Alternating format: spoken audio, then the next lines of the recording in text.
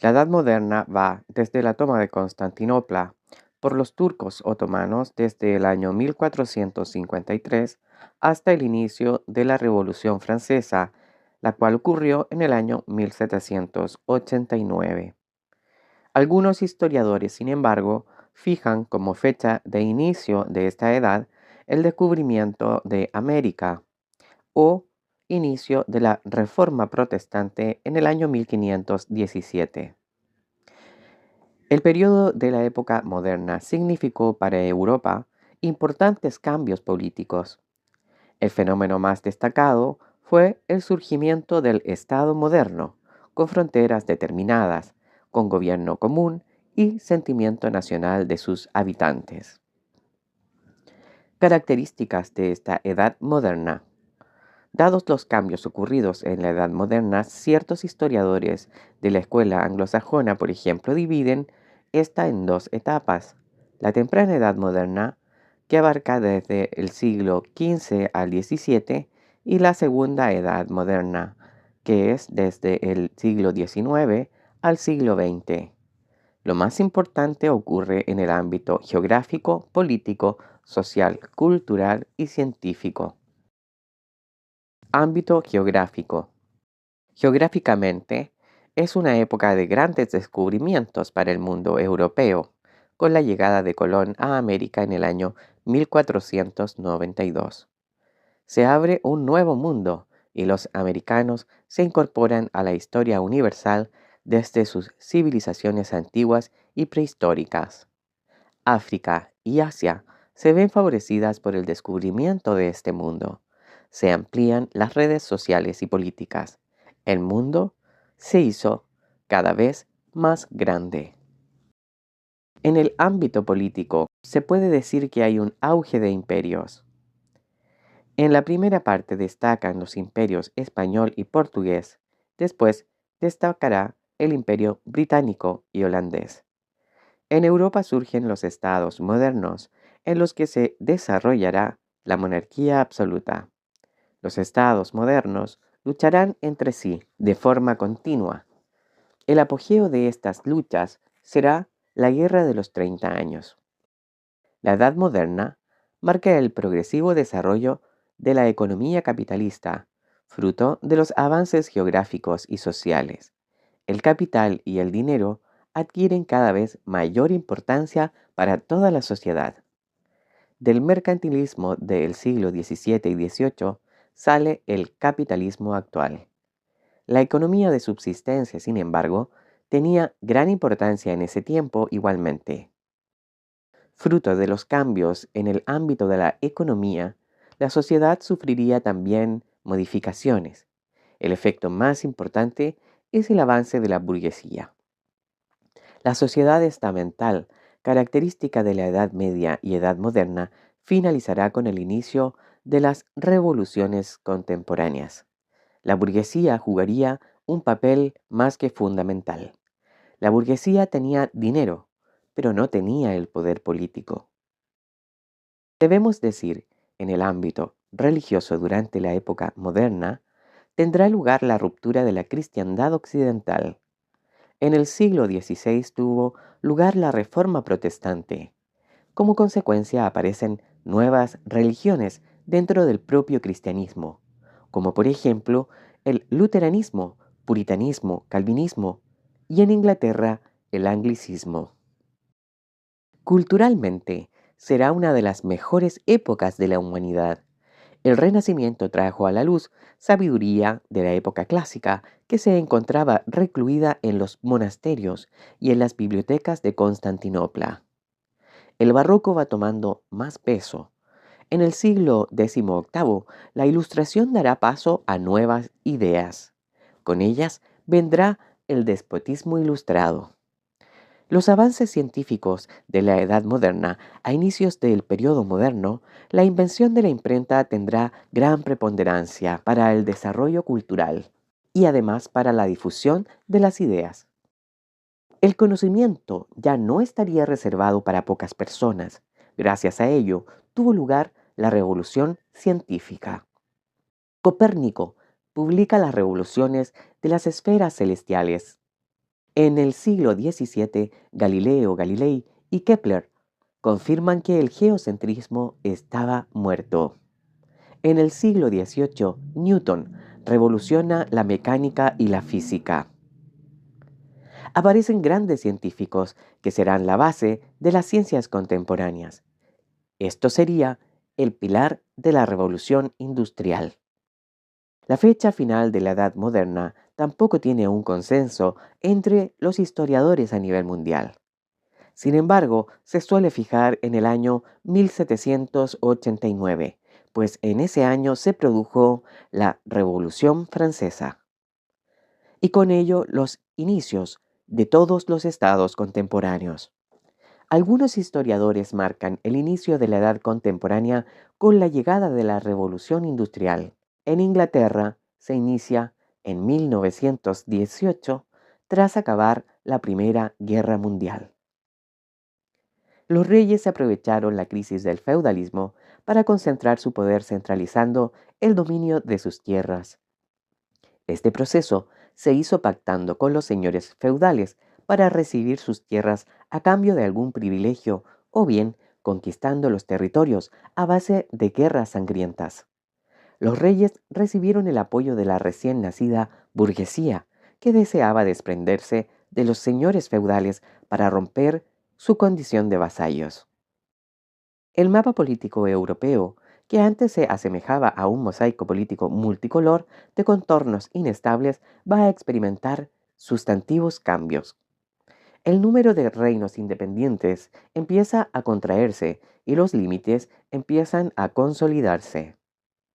Este resultado fue la consecuencia de la ascensión de una serie de monarcas con cierta conciencia nacional que entendieron su mandato de manera diferente a como lo hicieron sus predecesores. Luis XI y Francisco I en Francia, los reyes católicos en España, el emperador Carlos V y su hijo Felipe II, Enrique VII y Enrique VIII en Inglaterra, Cristian I de Dinamarca, Casimiro IV de Polonia, Matías Corvino en Hungría, Iván III en Rusia. Ellos fueron los artífices de la aparición de los primeros estados de corte moderno. Estos reyes gobernaban de la mejor manera posible para conservar la corona. De alguna manera hubo una suerte de selección natural que influyó en el resultado final. Los que lograron resistir inauguraron un nuevo sistema de reinar que marcaría la vida política de Europa los 3 siglos siguientes. Un sistema autoritario que los historiadores llaman el antiguo régimen. La población o bien pertenecía a la clase privilegiada, que era el clero y la nobleza, o bien al estamento de los no privilegiados, la burguesía y el pueblo llano. Al final de la Edad Media se produce una crisis enorme en Europa con grandes hambrunas. La peste negra había reducido drásticamente la población. Los desequilibrios económicos afectaron a todos los sectores de la sociedad. Las cadenas de vasallo-señor se desestabilizaron, pero a partir del siglo XV los efectos de la crisis empezaron a disminuir. Europa comenzó a experimentar cierta recuperación. La conquista de Constantinopla por parte de los turcos en 1453 supone el fin del Imperio Romano de Oriente y es una de las fechas que se utiliza para situar el inicio de la Edad Moderna. En Constantinopla se conocía bien a los clásicos como Platón, Séneca, Heródoto, Horacio, mientras que durante la Edad Media en Europa se conocía fundamentalmente a Aristóteles y además se le conocía a través de traducciones árabes. Cuando los eruditos de Constantinopla, que hablaban griego, se refugian en Europa, muchos de ellos, en Florencia, tras la caída de la ciudad, traen consigo todo el saber greco-latino. En Europa se redescubre a los filósofos clásicos. Esto cambiaría radicalmente la mentalidad de Europa. En el medioevo los europeos habían vivido demasiado preocupados por el más allá, convencidos de que la vida terrenal era un mero trámite para acceder a la vida eterna. Siempre Todos vivían temerosos de Dios. Se empezaron a valorar los goces terrenales. El Decamerón de Boccaccio se convierte en un paradigma de la libertad sexual de la época. Se sustituye el teocentrismo medieval por el antropocentrismo, es decir, el hombre como centro del universo. Surge el humanismo como reacción a la educación escolástica aristotélica de la Edad Media. Algunos humanistas empezaron a referirse a su propia época como un periodo de luz que rompía con la larga noche del pasado. Boccaccio y Petrarca fueron profetas. Bajo el dominio de los Medici, en Florencia, esta ciudad se convierte en la cuna del Renacimiento, en una nueva Atenas. Por Florencia pasaron el arquitecto Brunelleschi, el arquitecto y tratadista Alberti, el escultor Donatello, el pintor Rafael y dos genios absolutos como Michelangelo Buonarroti, que dominó la escultura y la pintura y también la arquitectura, y por supuesto el inigualable Leonardo da Vinci, pintor, arquitecto, científico, inventor, músico, etc. El Renacimiento surge en Italia y supone una ruptura con la mentalidad medieval y una vuelta a los valores de la cultura clásica. Un gusto por la vida, por la belleza del cuerpo humano. El hombre renacentista se libera y vuelve su vista hacia la edad clásica, a Grecia y a Roma. Desde Italia las ideas renacentistas llegaron al resto de Europa con rapidez. Se produce un renacer estético. Este nuevo talante se vio reflejado en las artes, pero también en todos los campos del saber. La invención de la imprenta en el siglo XV permitió la difusión del conocimiento. Este invento fue crucial en la propagación del saber. Esta fue una segunda palanca de cambio clave en la historia de la humanidad. Hubo cambios importantísimos en biología, anatomía, química, medicina. Esto transformó la visión que se traía del medioevo y sentó las bases de la ciencia moderna. Se produjo una revolución científica con Copérnico y la teoría heliocéntrica.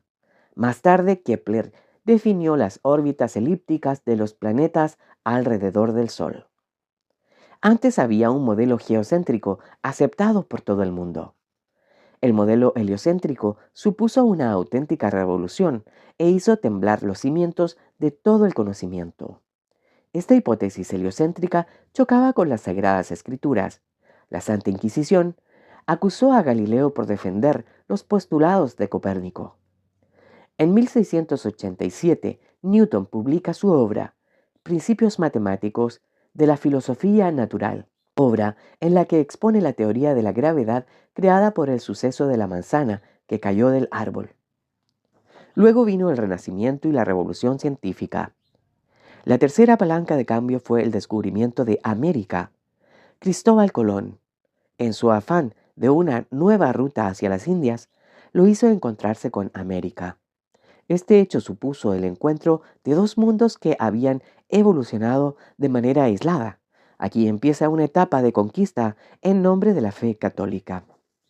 Hernán Cortés puso en jaque el imperio azteca. Moctezuma tenía sojuzgadas a estos imperios.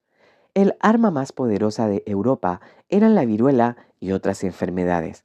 Los europeos eran inmunes, pero los indígenas no. Cuando Pizarro llegó al Perú, las enfermedades habían diezmado a la población. La viruela fue una verdadera arma biológica que conquistó América.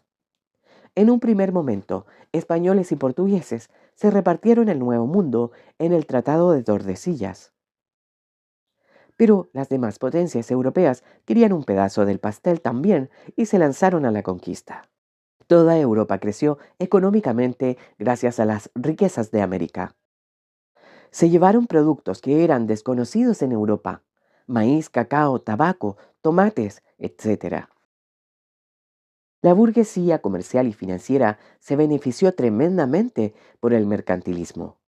Durante la Edad Moderna se produjo una transición del feudalismo al capitalismo.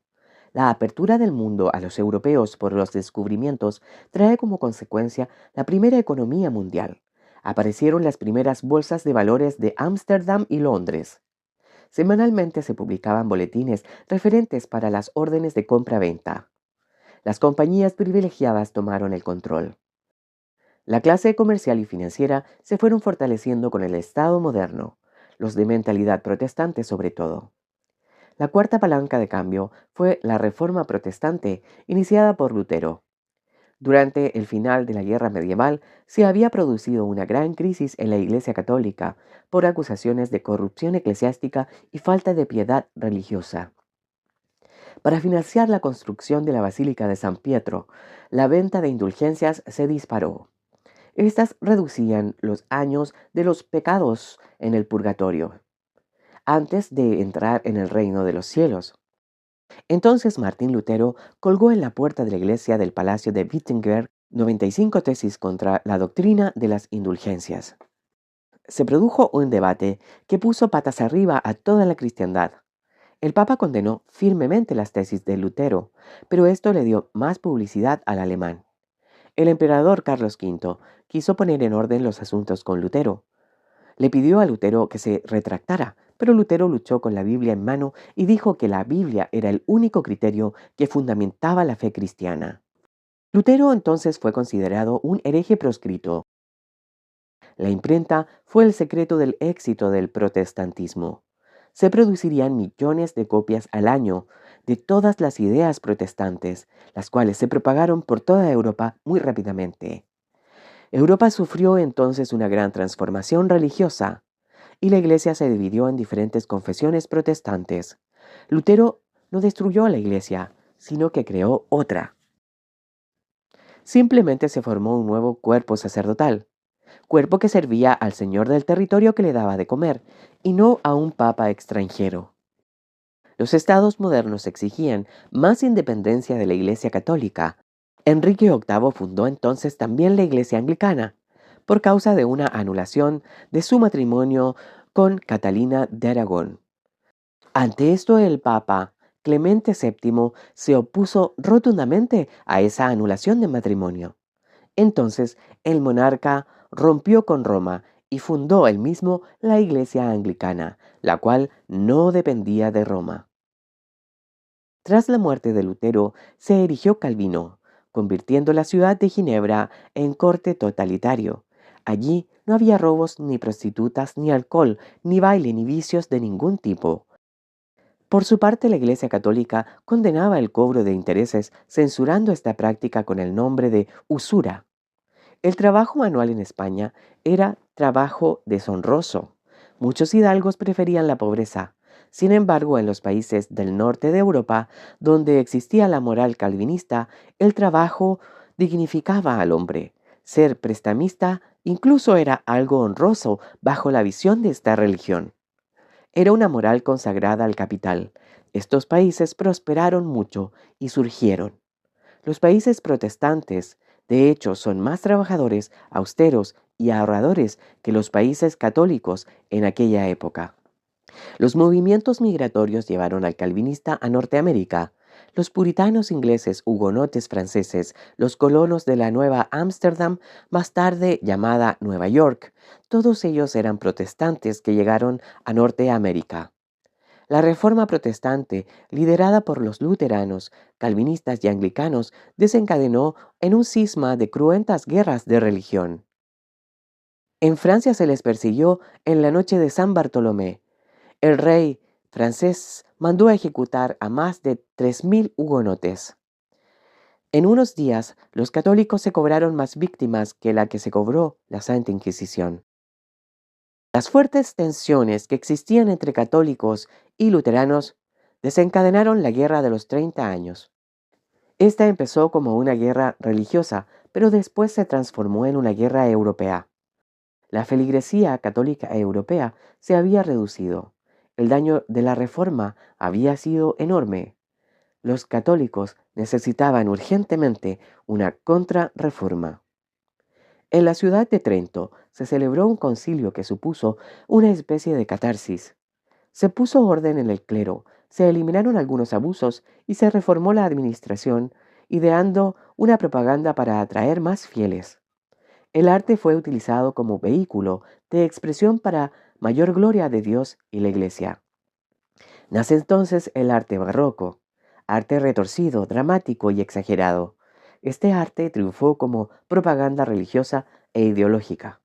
El Estado moderno tenía identidad, organización y autoritarismo. El poder estaba centralizado.